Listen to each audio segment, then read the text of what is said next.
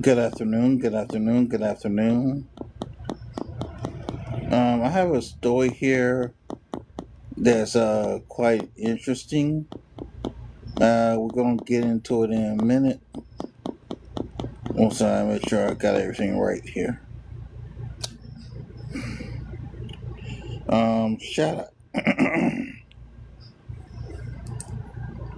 Shout out to the Dabicate for this. And with that being said, let's go ahead and get into it. A mother of 5 who had all of her children ripped away from her with a no-contact order by false allegations from her abusive ex and a corrupt court system. Oh, gosh. I miss Madeline, I miss Brayden, I miss Tristan, I miss Juliana and Jocelyn. Her refusal to give up or back down. I want to make something very clear. I know my rights, and I will never, ever stop apologizing for using my voice to speak truth about what's happening in the family courts. And AI videos of her with Donald Trump. Struck from heaven just like Weird. So that last part got a little weird. Actually, the whole story gets weird. A little weird, to put it as lightly as I possibly can. The author of the series Goosebumps, R.L. Stine, once wrote, "Every good story has 3 parts. The beginning, the middle, and the twist." On this channel, we recognize the urgent need for family court reform. We recognize that while fathers are disproportionately affected by being made the non-custodial figure in their children's lives, mothers can also have custody ripped away from them in a second, especially if the father has a lot more money. We also know that we need strong, well-articulated female voices in this space, because if it's all men, they're not going to listen to us. In fact, every time I do hear about a woman who presents herself well, is educated, and cares deeply about these issues, I am immediately drawn to her. I make it my mission to ingratiate myself with these women so that we have the highest possible chance of actually fixing these issues. But we also know that in this fight, we have a lot of bad actors that end up causing a lot more harm to our movement than good. Today, I'm going to share with you a cautionary tale, one with many twists, turns, and drops, shocking allegations, jaw-dropping receipts, and mysteries still yet to be solved. A tale that certainly reminds us why the phrase right message, wrong messenger exists. This is the story of Stand With Meg. Now, I do need to offer a bit of a legal and editorial disclaimer, a CYA, if you will. The following video examines publicly available statements, court-related claims, and social media content shared by the individuals involved. It reflects my analysis and opinions based on those materials, and it is intended for commentary, education, and public interest discourse. And with that said, we are going to jump right in to Meg's story. But before we do move into one of the messiest stories I have ever covered, let's give ourselves a quick palate cleanser. Because if you're going to spend the next however long listening to me talk about other people's crimes, you might as well make sure that your breath isn't also committing crimes with today's sponsor, Breath Death. Breath Death is the brand behind Crystal Breath, exploding mint crystals that kill bad breath on impact and are really fun to use. I'll be right back in a second, y'all.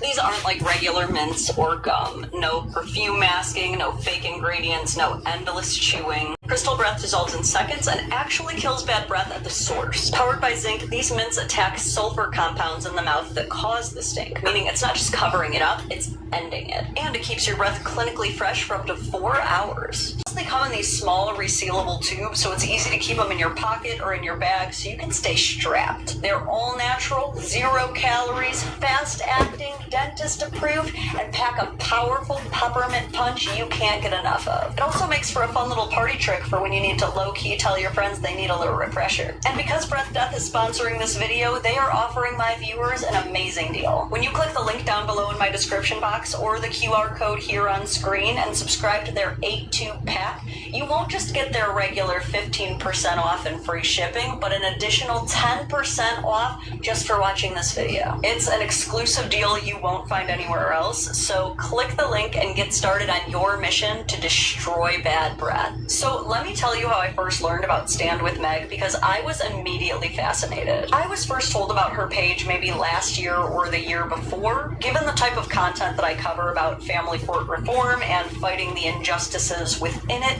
tons of people were like, you have to check out this lady. They were like, she has been through some crazy shit. Now she's documenting everything, walking the halls of the Capitol and demanding change. You are going to love her. So I went over to her page, and let me tell you, they were not kidding. Her story is a nightmare. Buckle up. Grab your stress ball, because this gets crazy. It all started back in 2006. Meg is a young, single bachelorette when she meets another young, single father named Craig. And I can already relate to this story because I myself was once a child-free single woman who fell in love with a single dad. And I know that dating single parents isn't for everybody, but it can also be used as kind of like a cheat sheet, right? Because it gives you a view on how they will behave as a parent before you invest too much time in them. And that's how Meg felt. She thought that Craig was great with his daughter, and she was charmed by him. So charmed, in fact, that they were married within 6 months of meeting. Okay, so that's red flag number one. A bit quick, but hey, sometimes it works out. You know, when you know, you know. Except for when you don't, and you accidentally marry a covert narcissist who completely flips the switch and changes as soon as they put a ring on your finger, which is essentially what Meg says happened to her. Very quickly, things began to go awry. She tells us that basically the first night of their honeymoon, Craig begins to show his abusive tendencies. By the way, you're gonna hear me censor out the word abusive. It's just because YouTube is very, very sensitive about that kind of thing. Trust me, I wish I could simply say words. She describes herself literally climbing down the bed to get away from him, and him continuing to pull her back, chastising her for not being good at sex. She also says that he keeps going on and on for way, way, way too long. It's basically not a good time. She also immediately gets pregnant. Then he starts having her sell all of her worldly possessions, telling her that's basically going to be best for their family, but don't worry, he'll offer her a $1,000 a month allowance. Now, $1,000 a month isn't exactly a survivable income, but if you also don't have any bills to pay and you don't have to work and it gives you an opportunity to stay home and be a stay-at-home mom, I can see why that might be an attractive offer. But there are also downsides to becoming too financially reliant on your spouse and from being out of the workforce for too long. Now, Meg was also having a hard time being super thrilled about this developing bundle of joy inside of her, because apparently Craig had also already started cheating on her. And now that Meg is married and pregnant, Craig just starts getting so much worse. He's constantly screaming at her and scolding her for everything. And a really weird thing, Craig starts expecting her to claim his daughter from his previous marriage as biologically her own. And when she doesn't, especially in public, she gets scolded for it. I found this very jarring, because I don't think most of us would feel incredibly comfortable claiming a non-biological child as our own biologically when we know damn well that kid did not come out of our womb.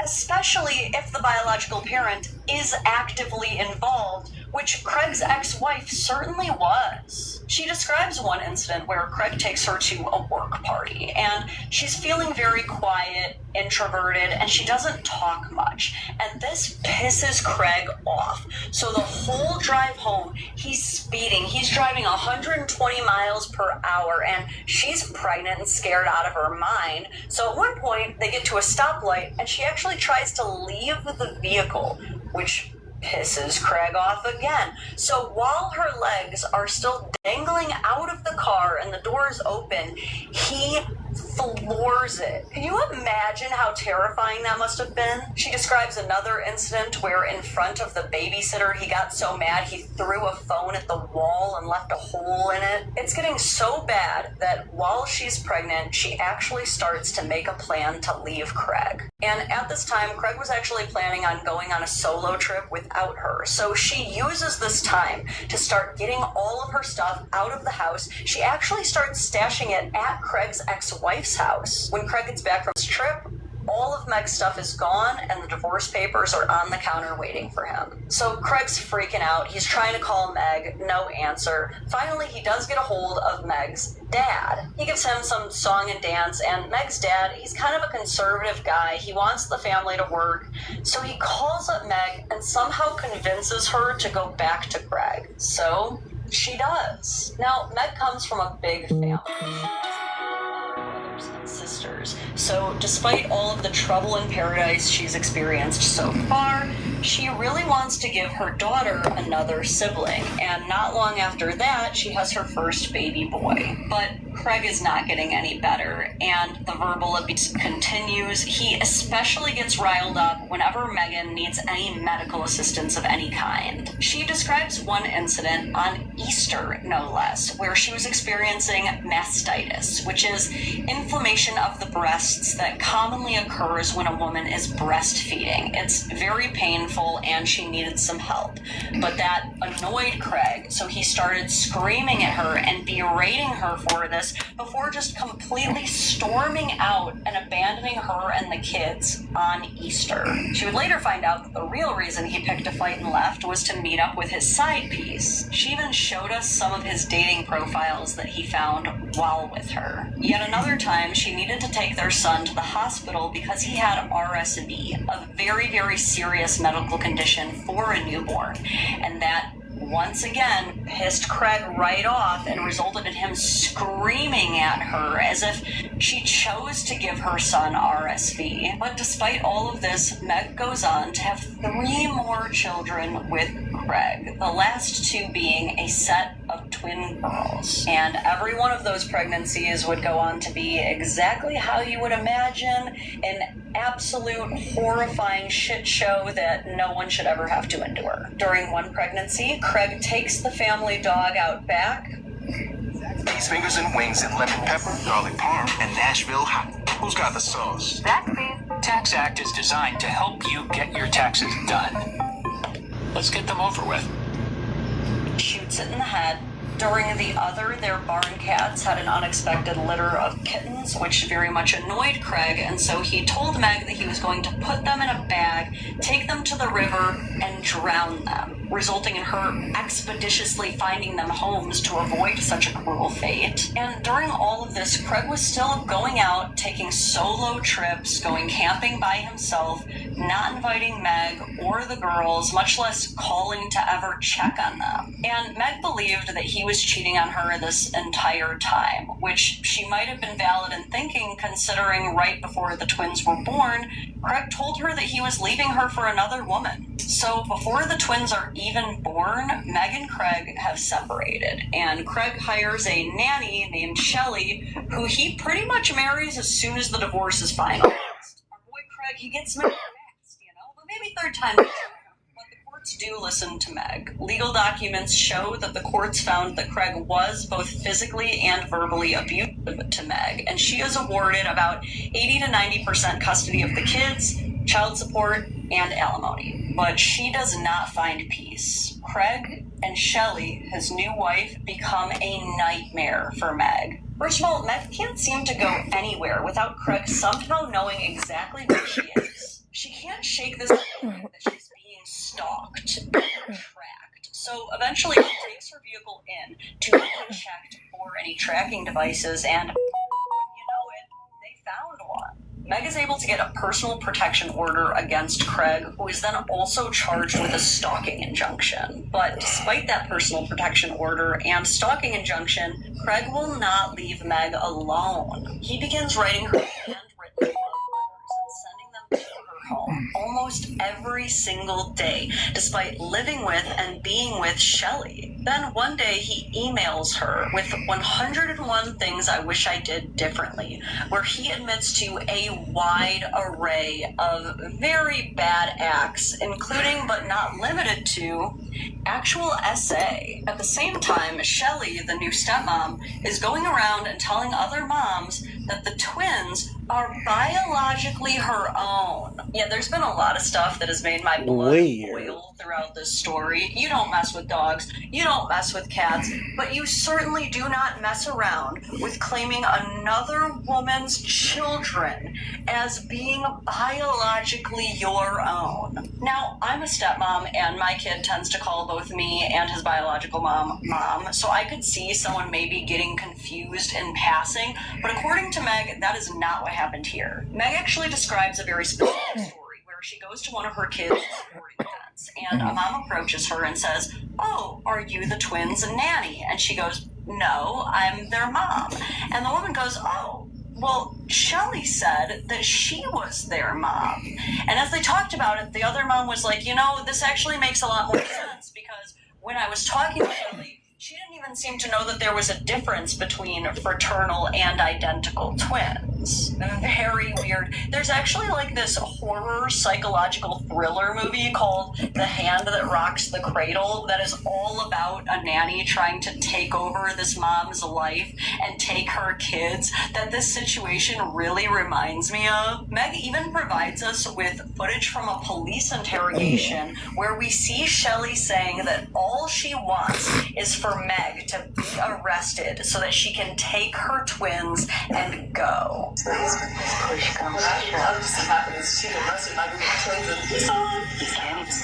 know that's not going to happen. Well, if you get married with a black guy, that's a little different, right? We're going to know a little easier. It's a very strange clip where Shelley seems to have this like very wide-eyed, buggish-eyed look the whole time, and it ends with the police officer essentially telling Shelley that if she wants her dreams of Meg being arrested to come true, that it would have helped if she had more obvious defensive wounds, which Shelley doesn't seem to have, and Shelley actually seems a bit disappointed by hearing. Things continue escalating between Craig and Shelley and Meg, and Craig gets a lot more aggressive in his legal strategies, and soon Meg starts to lose that 80 to 90% custody that she previously had. It eventually drops to 60-40, then to 50-50, which I'm typically all on board for. I'm a big fan of 50-50 custody. I really do think that's ideally the best situation for kids when appropriate.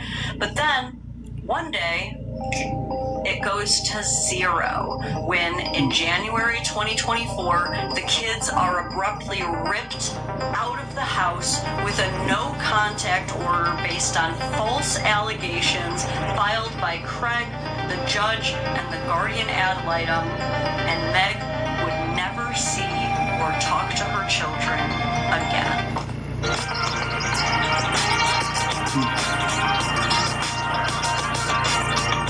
Try Aleve for longer-lasting body pain relief. Aleve. That is Meg's story. A compelling, heartbreaking tale about a victim who grew 5 children in her womb, raised them their whole lives, only to have them snatched away by her abuser and his evil wife, who are hell-bent on making her suffer. And that is how the page Stand With Meg was born. This is what inspired Meg to begin advocating for things that are good and noble causes, such as judges becoming more educated on domestic violence, more support for pro se litigants with limited financial resources, and especially higher evidentiary threshold for allegations. And you have to admit, it's very easy to understand why people are so attracted to her messaging and how she was able to accrue 50,000 followers on TikTok and almost 100,000 on Facebook. She carries herself very well. She's extremely articulate. Her videos have a very high production value. She always looks fabulous. And like I said, we need female voices in this space if we want anybody to take us seriously. That is, unless she's one of those bad actors we talked about. Unless she's a hell. unless she's been hiding a dark undercurrent of secrets this whole time. And this is where we get the twist. Mom? I don't know if you can hear me. Thank you guys. I've been trying to work and not focus on anything but my work. And really hoping to avoid making this TikTok, but if you've seen the video of that woman before, her name's Megan, my sister, that I wanted to just grab you really quick and just say a few things. If you've seen her content and you've been worried about the children in it, specifically the one with the young girl crying at the beginning, when I blurred her face out, those kids are safe. Those kids are fine. The videos are growing in popularity rapidly. The one of the young girl crying in the Ring camera is, I think, almost about to hit 1 million views, which is why I'm here having this conversation with you right now. Because I think it's important that you know that the kids are safe and fine before we get into the other issues with that video. So she's a liar. These are the children she's talking about. That's one of the young ones, and then that's my kid right there.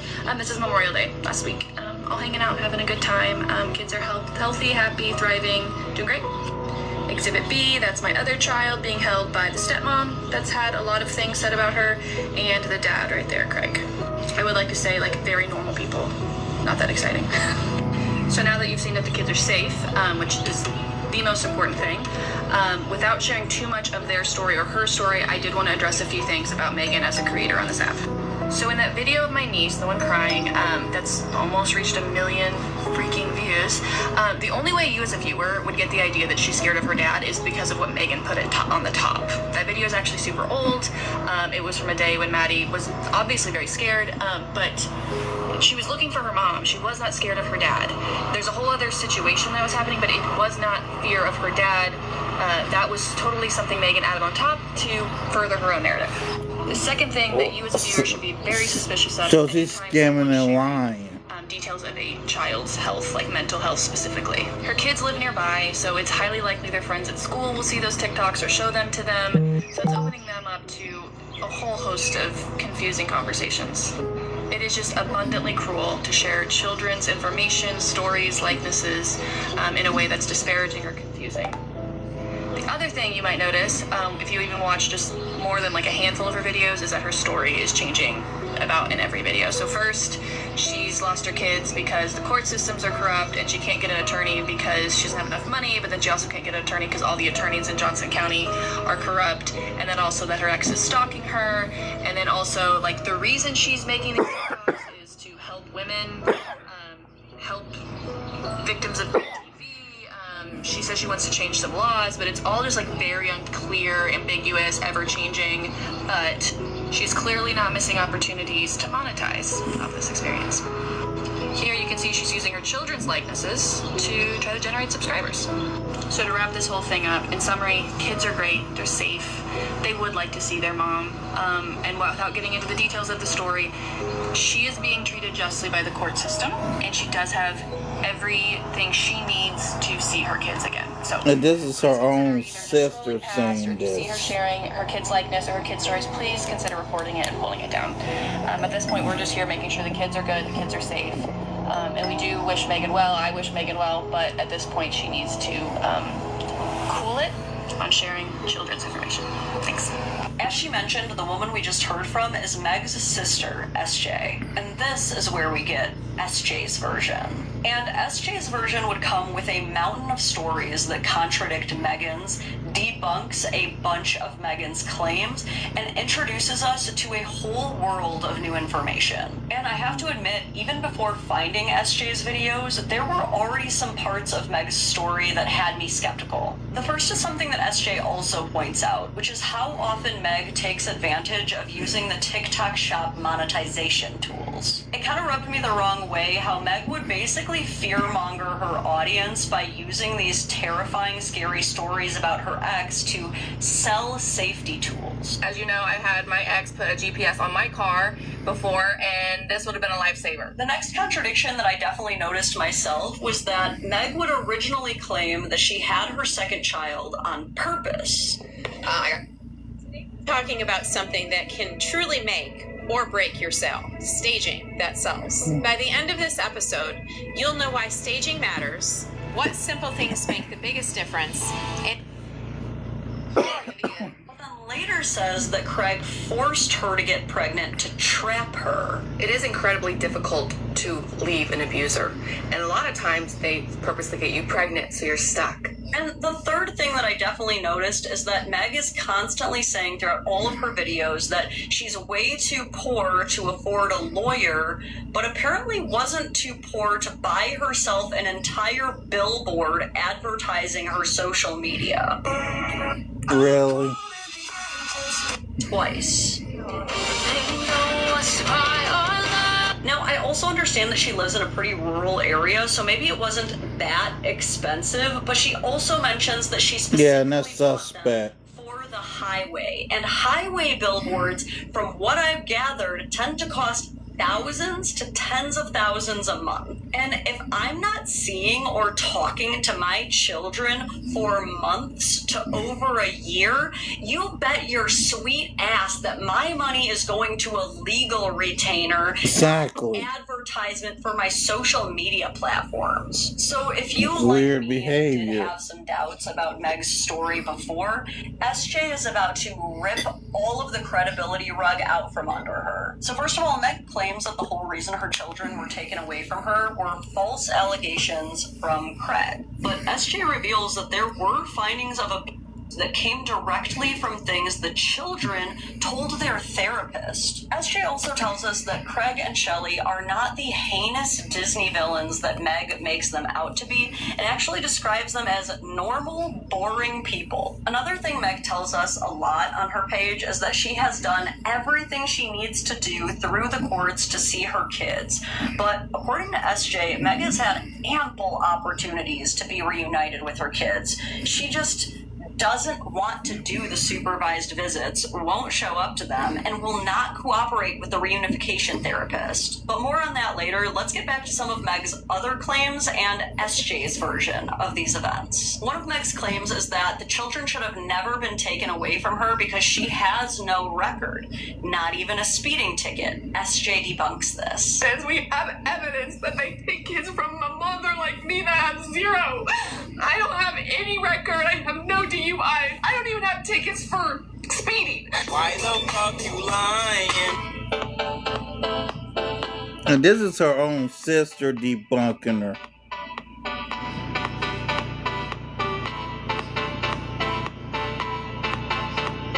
Meg claimed at another time that the courts made her shave her head 6 times for drug tests. And SJ said she never had to shave her head, she simply had to do a hair follicle test. And that story makes way, way, way more sense because at no point from 2006 to now do we ever see a single picture of Meg with even remotely short hair. I'm sure you're also wondering about the insane stepmom allegations. So the story behind the police interrogation is that Shelley was there talking to police because Meg was being charged with battery against Shelley. At that time, the twins were also very sick, which is why Shelley was in such a state of urgency to take them and just get them home. And in kind of a state of urgency to just get Meg behind bars, so she wouldn't attack her again. As for Shelley claiming the twins as biologically hers, Shelley says that that never happened. It really was just a misinterpretation because she was seen with the twins. Next up, Meg has been claiming throughout all of these videos that she has basically been forced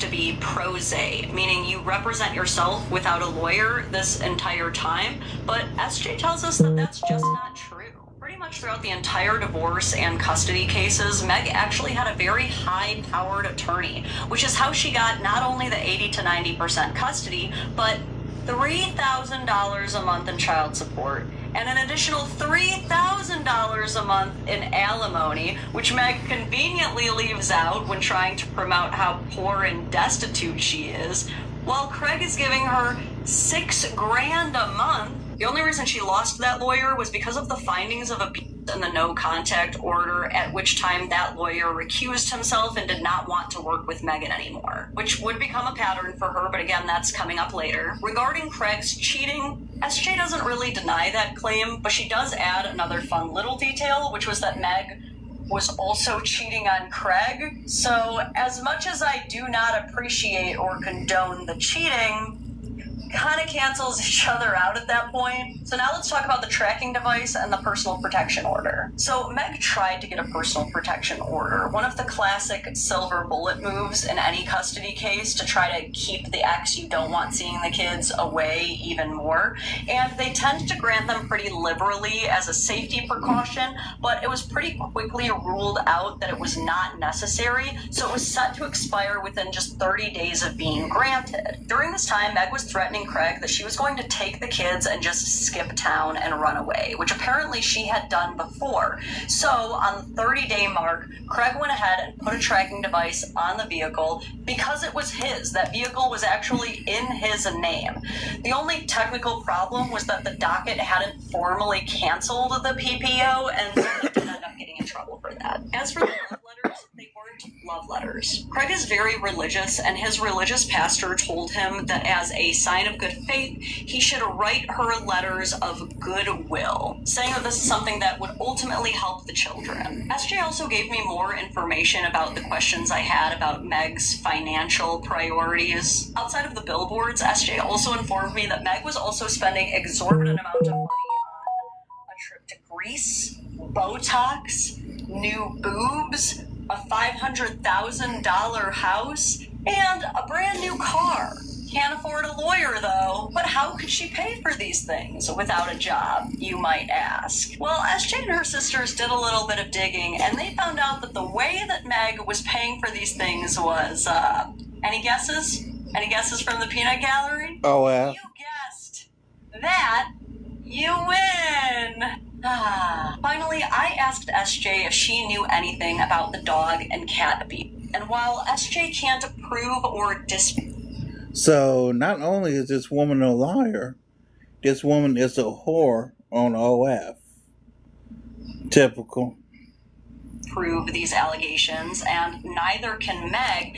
SJ highly doubts that ever happened, saying that she's seen Craig with his new animals, and he treats them with nothing but love and adoration. But she did offer an alternate theory. SJ revealed to me that during her and Meg's own childhood, their mother would also make up horrific lies about how their dad would murder animals in order to make them fear him. Something that SJ talks about a lot more in depth on her channel is the parental alienation that she experienced during her childhood. Parental alienation is exactly what it sounds like. It's when one parent tries to alienate the child from their other parent in as many ways as they possibly can. A lot of times it's just physically separating the child from their other parent as much as they can. Many times it's emotionally separating them from their other parent, maybe convincing them that their other parent doesn't love them, that their other parent doesn't even want to see them, or that their other parent is a bad person. And while this is most often seen in high conflict custody cases, it can occur during a marriage. This can be when one parent wants to be seen as the favored parent, and maybe they grew up with a mindset that the only way to be preferred is to put others down. It can be so that their spouse is the constant scapegoat and punching bag when things go wrong so that they don't have to take any blame. And many times it's just another fear-mongering technique so that that parent truly will learn to believe that they will lose their child forever if they don't comply. So this your dad is killing animals thing is a method that SJ believes may have been passed down generationally, unfortunately. And at this point, before we move into the new evidence and the real reason that Meg lost custody of her children, I think that we should pause and talk a little bit about SJ's and Meg's childhood, especially and particularly the issues with their mother, because it sounds like they had a mother from hell. Meg talks a lot about her mother on her channel. She talks about her mother praying with her, supporting her, even allowing her to take a little lakeside getaway at her Airbnb. But SJ has a very different version of growing up with their mother. I'm just gonna let SJ tell it. Confidence is not a mindset, it's an achievement. In the GMC Sierra HD. Let SJ tell it. As my sister Beth hinted at, our mother did the same thing. So let's talk through the role model that my dear sister Megan had. We were raised very traditional conservative Christian, homeschooled, just one of those families. And most of my life was spent hating my father, which made sense because my mom and dad fought a lot.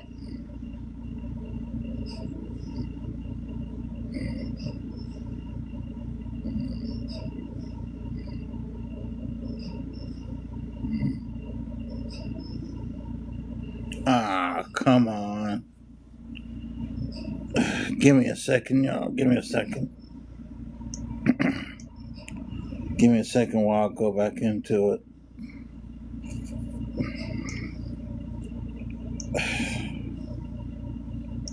Hold on.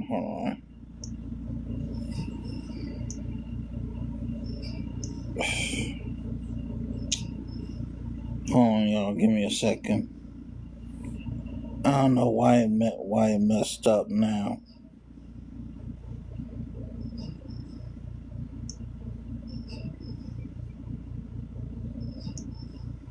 I'm just gonna let SJ tell it. As my sister Beth hinted at, our mother did the same thing. So let's talk through the role model that my dear sister Megan had. We were raised very traditional, conservative Christian, homeschooled, just. Why do I have a feeling that they will raise Mormon? I don't know why, but I got a feeling they will raise Mormon. One of those families. And most of my life was spent hating my father, which made sense because my mom and dad fought a lot. I think they were married like 35 years before they finally got divorced, but they tried to make the marriage thing work. So after years and years and years of being at odds with my father, who I believed to my core was abusive and manipulative and hateful to my mother, when I was like 23, I was doing a lot of therapy, trying to figure out I was super espresso depresso all the time, and started reflecting on some of the stories my mom had told me about my father. And I realized every story that I had in my little paquito of why my father was an abusive, terrible person was a story that I had heard secondhand from my mother. My mother. I don't know, I'm speaking Spanish this morning. He hadn't actually done any of those things to me, but we lived in the same house. And I was like, that's super weird. So I went to some of my other siblings, and I was like, hey, so mom told me this. What did she tell you? And they proceeded to be like, oh, no, mom told me this. Very different stories around what had happened growing up. And like these were like really severe stories. So like there were stories my mom used to tell me all the time that my dad said he would divorce her if she ever got fat. That was like a big one she repeated often. He'd never said that. There were more severe things. Cops were called at one point. She used a method that Megan would then later copy at putting a restraining order on my dad, even though she was the one that physically attacked him. But my mom cheated on my dad, and this has been verified not only by my siblings but by people in the community. We're like, I remember seeing your mom with, I had one girl reach out to me on her TikTok, and she was like, your mom was hooking up with my stepbrother's dad. Like, I remember that in high school. Did you not know that? And I was like, I didn't know that. So, like, my mom made up stories about my dad and caused so much parental alienation against my father until when I was, like, 23, after I had this, like, crazy realization that my dad wasn't the villain, my mom was the villain. So, yeah, then my father and I reconnected and have been able to rebuild a really beautiful, boundaried, kind, compassionate relationship. He knows my sons really well. He is not currently incommunicado with my sister Megan right now. He is not a fan of the way she's behaving. But this methodology of telling children and telling people horrid stories that aren't true has been modeled by our mother. So I did buy into Megan's stories for a very long time. But when I realized that all of the stories were secondhand, and when I started doing my own researches and talking to the children who she was saying that this stuff had happened against, when I started talking to professionals, started talking to just the other people, I was like, oh no, that's not what she told me at all. And then when she started lying to me and I started recording it, that's when I knew that the allegations against her ex-husband were likely completely false. Surf or turf? With the Zaxby's box, the answer is both. Get Zaxby's Southern Fried Shrimp and their famous finger. And were likely completely false.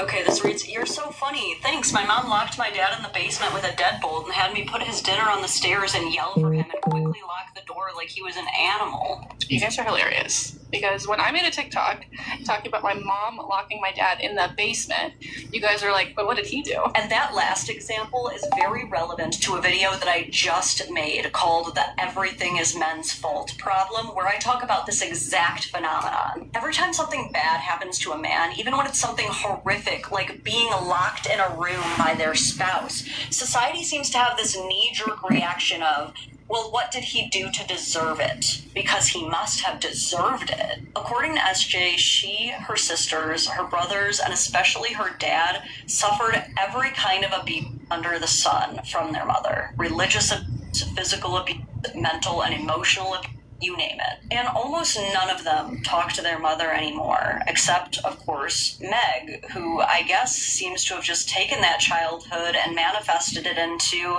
this is just how you're supposed to parent. And I won't spend too much time on their childhood, but I felt that a lot of this was pretty relevant to help us understand what we have learned and what we're about to learn. And speaking of, it is time for your jaw to hit the floor again, because we are now moving into the new evidence. Because look, that no contact order was only supposed to be for 30 days. And both SJ and Meg are incredibly vague about what a lot of those issues entail, but we do get a lot of new information that will tell us a bit more on why that no contact order ended up lasting a lot longer than 30 days. What we do know now through both Megan and SJ is that the findings of abuse did come from things that the children told directly to their therapist. And what we do know now through SJ, while she does keep it very vague, understandably, is that SJ wishes that it was limited to just verbal abuse, just yelling a little bit. But she tells us it was much worse. For example, SJ tells us that at one point, Meg instructed her oldest daughter to go to the police and make false allegations about her father, at the threat of, if she didn't, being sent to foster care, which her daughter was deathly afraid of. Understandably, the foster care system is terrifying. And what we also know now is that Meg introduced her oldest daughter to synthetic marijuana at the age of 14 and smoked it with her. Don't believe me? See for yourself. Here's Meg admitting it. And I said, fine, if you want to do this so bad and you're going to die without it, then we'll do it together, under my supervision. And I did that, yes. Okay. It's not, that's it. Piss poor parenting. And that is the truth. Okay, so then the truth is you have provided me with HHC then, intentionally. After she got to it, and after she realized how much she liked it, yes, I did together, her and I, that we would do it together. Really bit. Begging me, and it was a time for us to bond. She'd laugh, I'd laugh, we'd huggle, we'd snuggle, we'd talk about deep things. That was it. And I will tell any cop, I'll tell any social worker, I'll tell them all. If you don't know what HHC or synthetic marijuana is, they call it gas station weed, because it used to be just sold at gas stations. Fake weed. It is a highly unregulated substance that is known to cause psychosis and mental breakdowns, similar to what we saw with bath salts. And it's also definitely illegal for anyone Very much under illegal. 18. So while so far a lot of this has been she said, we are now starting to get some pretty hardwired, irrefutable evidence that maybe Meg isn't the best. Finally, the children begin speaking out about not exactly loving that Meg is blasting their faces all over the internet. Kids at school are talking about it. It's embarrassing them. It's affecting their mental health. And so they actually speak up, and the courts decide that Meg needs to take these videos of the children down. Does she do that? A cursory review of her page tells us that she did not. Now, despite Meg trying to keep a lot of these allegations vague, despite SJ trying to keep a lot of these allegations vague, Meg cannot help but yap about this behind closed doors to other friends and content creators who are not as responsible with keeping things vague.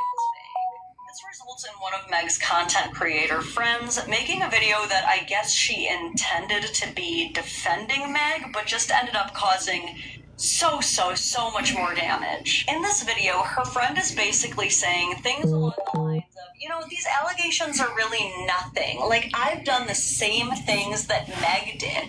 I, too, have left my baby alone in the bassinet while I went out with friends. And, No. that's not What? normal or appropriate at all. I seem to remember a very viral podcasting couple who faced a ton of backlash for simply suggesting that they might leave their kid alone in the hotel room at the cruise while they went out for dinner with baby monitors. And like I said, this video did some damage because this video caused a full-on CPS investigation on Meg. And that CPS investigation resulted in full-on judicial findings of substantiated child abuse. With friends like these, who needs enemies, right? But does Meg take a single step back or take any accountability for how her own behavior might be negatively affecting her case or her ability to see her children? Nope, she just doubles down even harder with blaming absolutely everyone else. Which brings us to, where are we at now with this case? First, let me Yeah, read where a are short we? summary. The children are first removed from her care in January 2024. Meg is given ample opportunities to resolve some issues and see her kids, but instead she scares her lawyer away, scares the reunification therapist away, refuses to pay her court fees, refuses to comply with the reassignment of a new reunification therapist, won't stop posting the kids to TikTok despite a court order, won't show up to court, gets put in contempt of court for not showing Don't up want to to court, listen. files continuances, meaning she is She delaying does not being want able to to see her listen. kids, sues the state of Missouri, sues the state of Kansas, sues CPS, sues her guardian ad litem, sues Craig, sues her own sister SJ, Damn. most of which cases have been dismissed already. But then, finally, Meg agrees to the new reunification therapist. She originally was not budging, insisting that it needed to be her own personal therapist of the last 10 years, which is already a conflict of interest, but gets a little bit more complicated when you learn that she has previously paid that therapist in boudoir photo shoots, making it even less appropriate, but she agrees to the court-appointed one. Finally. She is finally going to get the chance to see 3 out of 5 of her kids. The other 2 have aged out of not having a choice in the matter. They're now old enough to decide for themselves if they want to attend this reunification therapy, which they opt out of. All she has to do is just not record anything during the therapy. What do you guys think Meg does? What do you guys think Meg did, chat? If you guessed recorded anyway and then subsequently lost all She of the don't rights listen. to the affirmation reunification therapy, you would be correct. Why, Meg? I would say we were all rooting for you, but I think most of us gave up at this point. So as of right now, Meg's job to get anything moving in the direction of finally seeing her kids again is to find a new guardian ad litem, which needs to have a certain set amount of certifications, which I am sure she is going to delay further and further and further because no one's ever good enough and because no one really wants to work with someone who's just suing everyone around them. But don't worry, folks. You can still hire her. That's right. Here's her website, Learn with Meg, where she teaches you how to understand how court really works. She'll teach you how to decode the system, log the evidence, and speak the language. Anthony S., father, custody case, who is certainly not an AI-generated man, gives her 5 stars. You can choose your path. Tier 1, a $30 membership. Tier 2 for only $70, or you can have one-on-one private coaching with Meg. And this has all been very bad, but this right here is one of the scariest parts of this whole situation to me. Like I said, if you'd never found SJ's videos or this video or any other videos criticizing Meg, you'd likely find her content extremely attractive and compelling. You'd probably believe her like I did at first. She carries herself so well. She actually shows up to these committee hearings, talking to state reps and senators and legislators. She really looks like she knows what she's doing. growing. And a lot of men and women are desperate for solutions that won't cost an arm and a leg. These monthly courses at $30 or even $70 a month are still a lot cheaper than a lawyer. So a lot of vulnerable, alienated, beaten down parents might just be willing to give their money to women like this. So on this note, I want to share another one of SJ's videos that is perhaps one of her most important videos covering the dangers and harms of coaches and programs like this. If you're in family court and you're having a really rotten time, and you're maybe considering going pro se, it's maybe your last option, and you've seen somebody saying that you can buy a course, or you can buy a guide, or you can like consult with somebody, and it's more affordable than an attorney. If you're seeing that, and you're like, hey, could this be the right step for me? I want to encourage you to ask 3 questions of this person that you're considering paying your hard-earned money. I just went to budgeting app. What? How? Base 44. Look, it pulls all our expenses into one place and breaks down spending by team. Guys, Nina just built an app. Impossible. I can't code. Interesting. Can it generate reports? It can now. Nice. That's actually pretty good. If you're going for generic. How about now? Oh, that's much better. What about all of our files? It's already connected to our drive and our mail and Slack. You gotta send this to finance. Interesting. But it needs editing permission by department. Sure. Anything else? Can this thing process invoices? Can it show cost growth by category? Is it password protected? Can it track spending trends? Only could auto flag overspending. Done. Nice.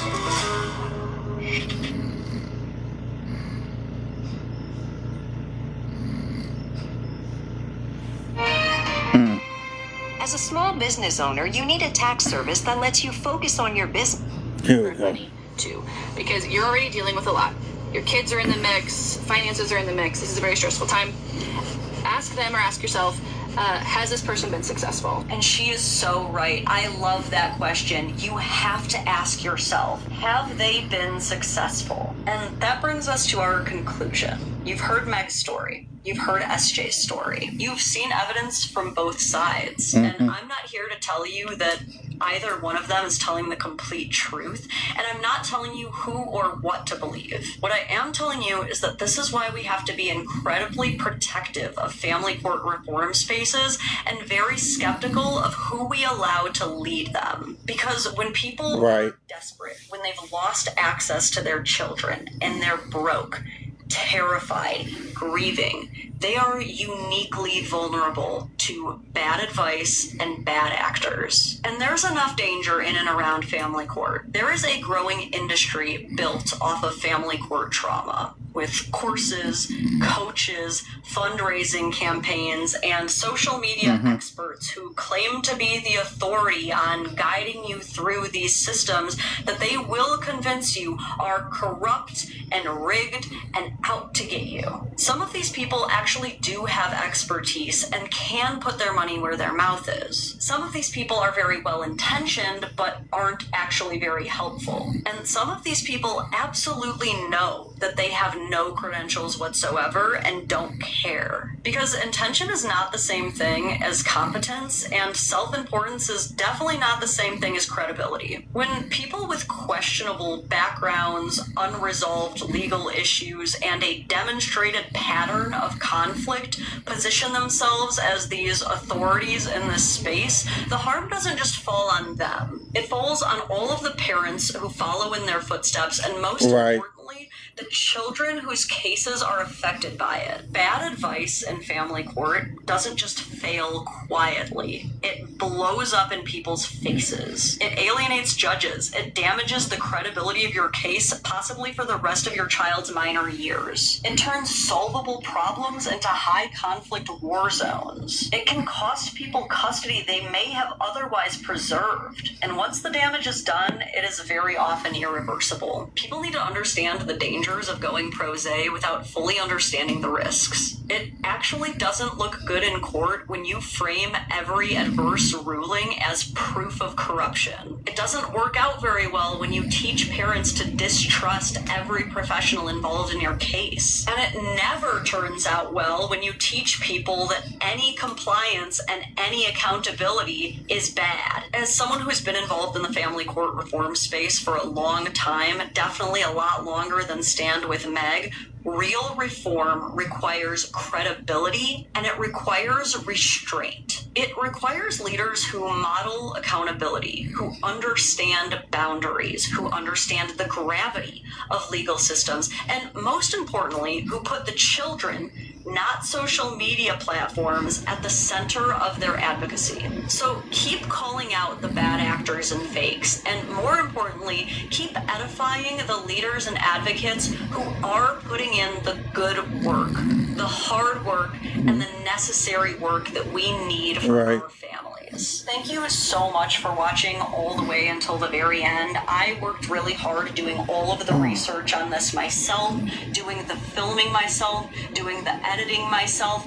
In fact, I actually recorded an hour and a half before realizing that my mic had become unplugged 12 minutes in before I got this version. So if you could please hit the like, that will make me feel a lot better about losing about an hour and 15 minutes of my life. And to further help with the engagement, if you could leave your thoughts down below, and if you can't think of what comment to write, just write, "I stand with advocates." And of course, if you liked this video and you want to see more from me, definitely hit subscribe. I swear I have a lot of other videos that are... I thank y'all for being here. See y'all again soon. Peace.